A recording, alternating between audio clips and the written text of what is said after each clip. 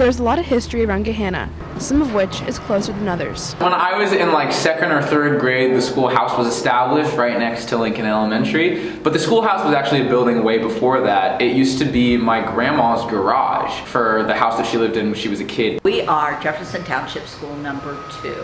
And this was a schoolhouse that was not used at all. It was run down. So they wanted to tear it down, which was my house and my garage when I was living there in the 50s. And then they found out it was a 100-year-old schoolhouse. So they wouldn't let them tear it down. And with the schoolhouse still standing, there's been lots of classes that have visited the schoolhouse. The schoolhouse that's over here by the high school has been pretty huge for U.S. history classes. A lot of teachers have taken their classes over there over the years, and it just gives a taste of local history here in Gahanna.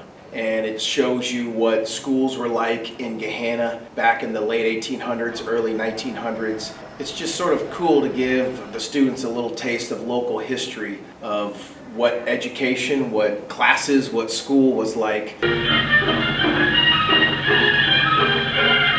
There's been question on what's going to happen to the one-room schoolhouse now that the new stadium is being built, since there are many artifacts and lots of memories that lie at that schoolhouse. Now we really fought to keep it in Gahanna, and so it will get moved over near the stadium. But in order for the schoolhouse to move, people had to advocate. My grandma led the movement to take the schoolhouse brick by brick and rebuild it right next to Lincoln Elementary. This was a schoolhouse from 1869 to 1927. It didn't have a steeple because it was a garage. So they took what materials they had inside the garage and fashioned it after that steeple.